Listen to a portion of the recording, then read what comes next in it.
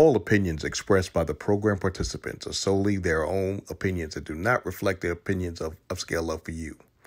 The program participants' opinions are based on the information that they consider from their own knowledge. No expressions or accuracy is related to Upscale Love for You.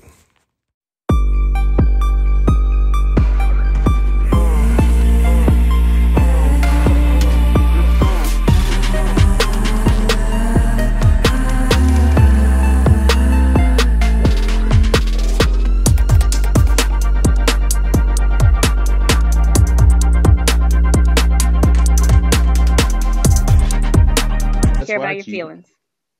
That's why I cheated. I cheated because in my mind, the relationship I was in was already over. That's the same thing I told you about a woman. When she want to get caught, she's ready to be done with that individual. Point blank, period. Now I'm going to turn it over to Dr. Feelgood. Come on, Dr. Feelgood. Yay! Put it down. This one's going to be pretty quick because we're short on time, but I'm gonna get y'all some good information out there. I'm going to share my screen. Won't be no porn showing. Oh.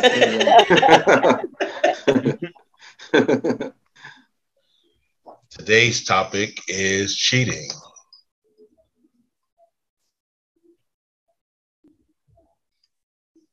What exactly is cheating? Is he cheating with the cat? See, the man's chasing the cat, or he laying with some cat. It might be a strange cat. Oh, that's disgusting. Okay. Infidelity. Cheating is part of infidelity. It's a synonym, but it's a violation of couples' emotional and or sexual exclusivity. Commonly results a feeling of anger, sexual jealousy, and rivalry. And it all depends. We talked about this. It all depends on the relationship that people have. If you have an open relationship, there shouldn't be any jealousy because if you're communicating back and forth, you should be able to avoid that. It's when people start doing things outside of the parameters of the relationship. That's when you have problems.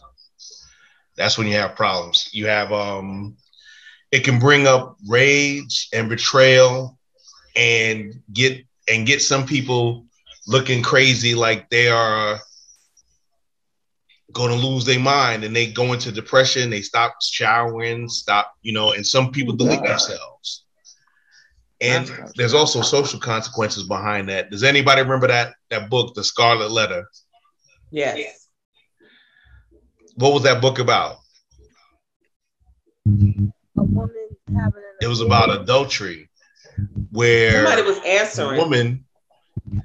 The woman got branded an adulteress because even now, back then, women got treated worse when they were married than if they were not married,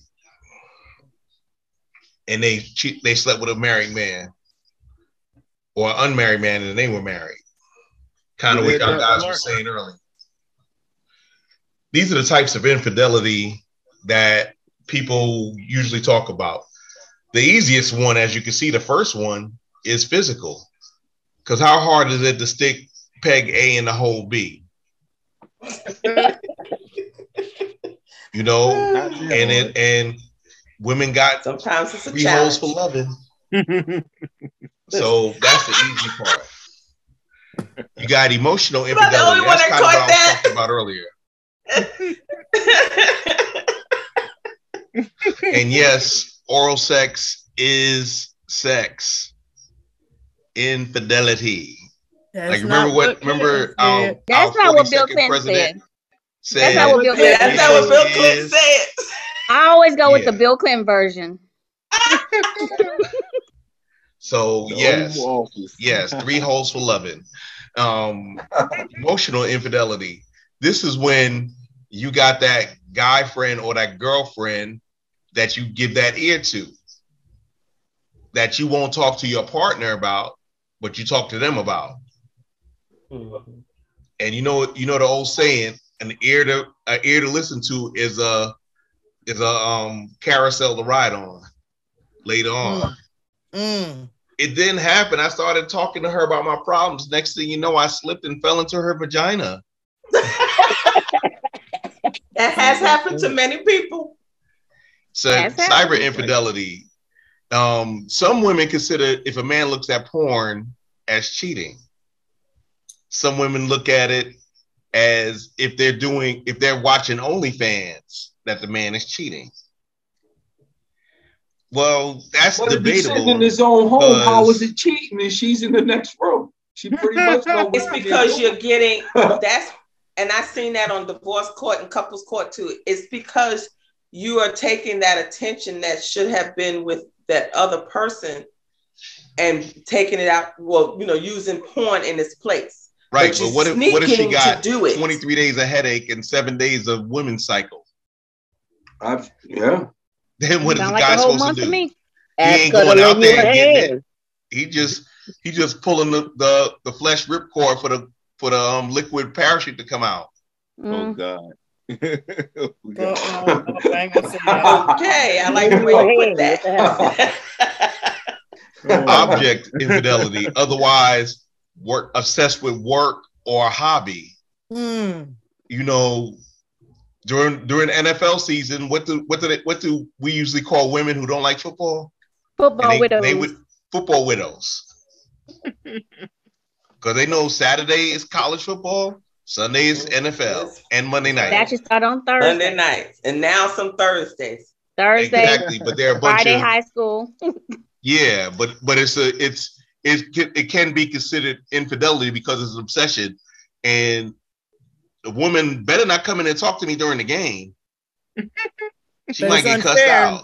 When she watching a show that she like, it's unfair. You won't give her time. Exactly.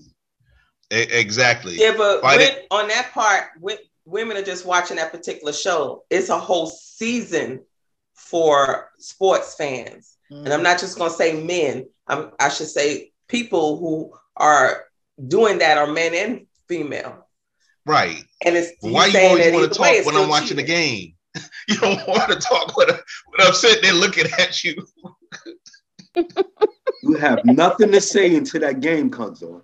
Well, yeah, you would the game just makes me think of everything I wanted to say before. Or I give you a little something during the touchdown. You wouldn't mind me coming in there. Well, there ain't nothing wrong with that, young lady. You see what I'm saying? It's called intermission. It's called a commercial break. And then that's what your brother's taking, the commercial break. But a lot of times that ain't usually how it happens. They in the middle of a big play, they pull the plug. We gotta talk. You about to cause some violence up in here. Moving on, we got financial infidelity. Now this is a big one, because if you taking your milk and bread money and spending it on alcohol and women of ill repute, that's cheating. Yeah, that's a no-no. That's a no-no, because and even in that vein, if you go to the casino every weekend with your money, if you paid on Friday, broke on Monday or Saturday, sometimes, whether you drink it away, you gamble it away, or you giving it to women of ill repute or men of ill repute. Women go to the strip club too. Yeah, I see that now. That seems like it's more there, and they go to the female ones instead of the I ain't gonna go there. But anyway, money that when you're taking money out of the household to satisfy some type of lust or whatever, that's financial infidelity. Micro cheating down at the knees. Yeah, it's this is the kind of one we talked about earlier. It's an action that bothers a partner, but there's really no intention of straying. I call it secret buttons. I'm guilty of having those. You do something that's like, I don't like that, but you ain't gonna tell them that. You don't plan on cheating.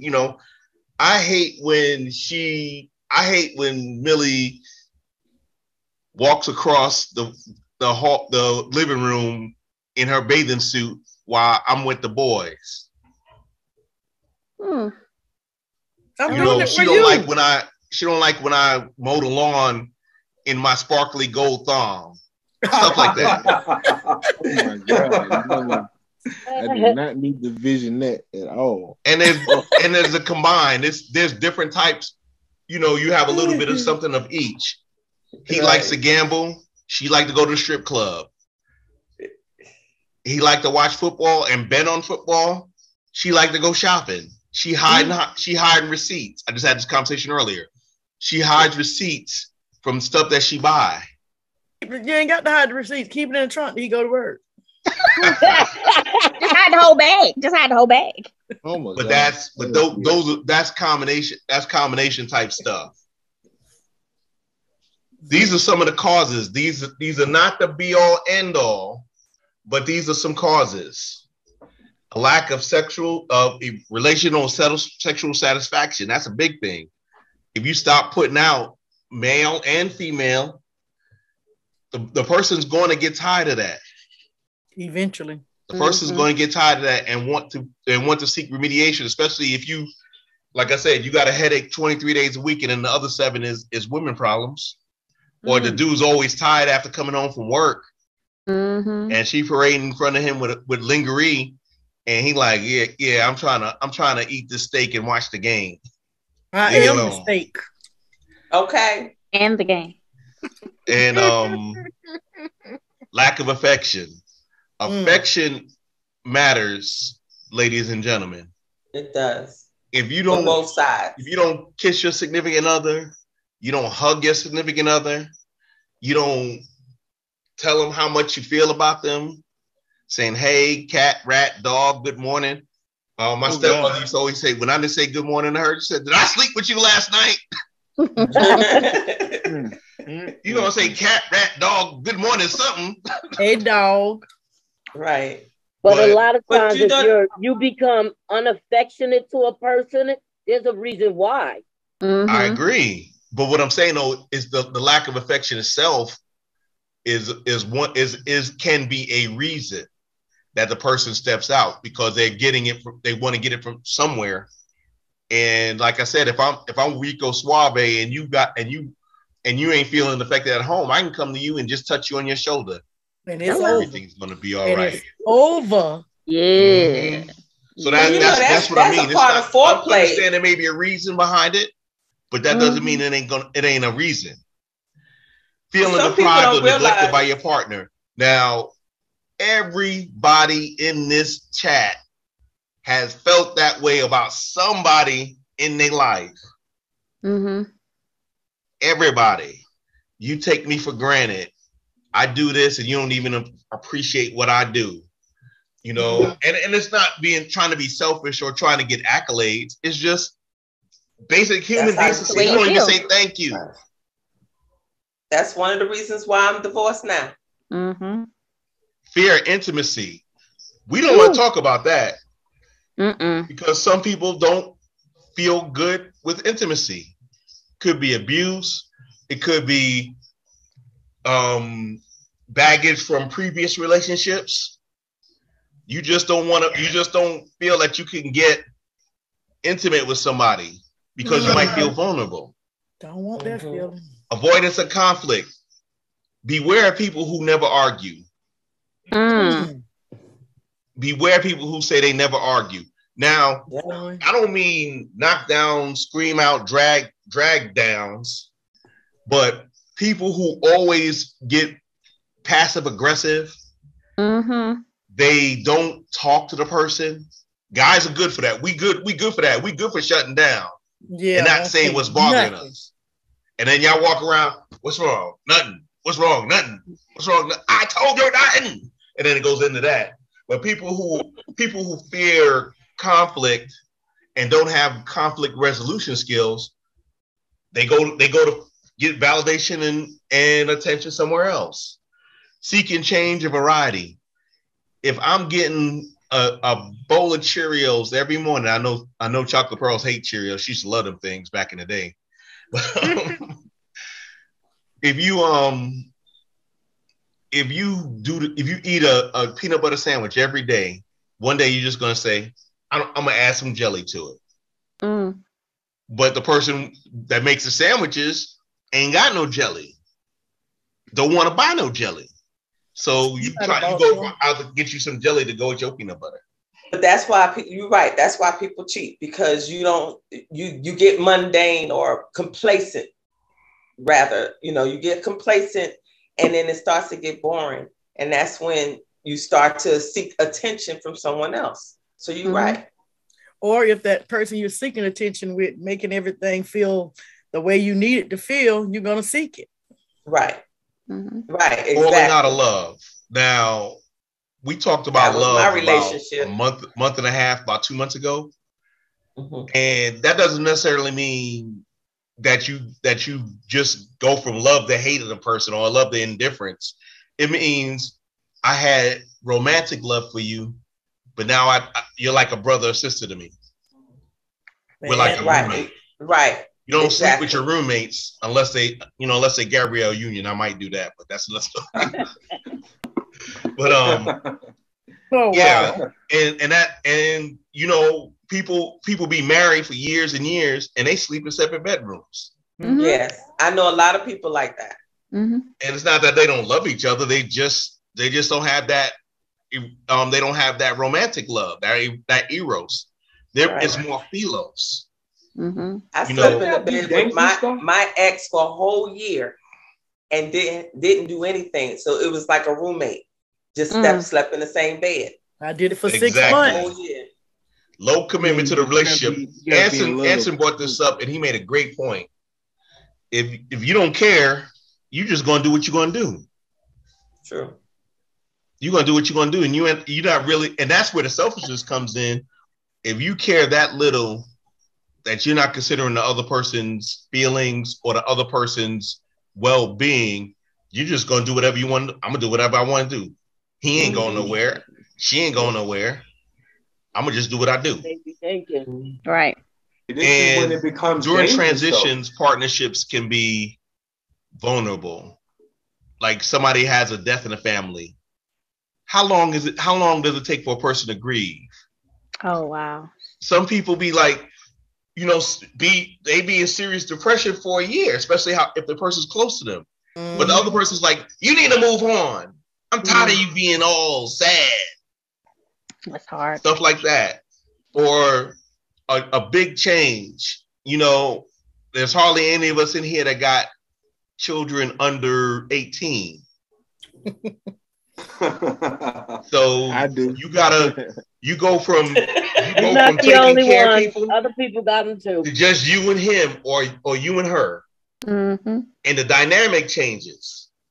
You're right. Because you've been so focused on your kids and other things that y'all look at each other and y'all two different people. Gosh, you name it. Everything that destroyed my marriage. Wow. So you two different people.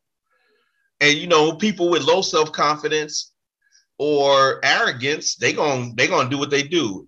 I feel bad about myself, so I'm gonna go find somebody to sleep with me and make me feel better about myself. Okay, right. And it's like drugs.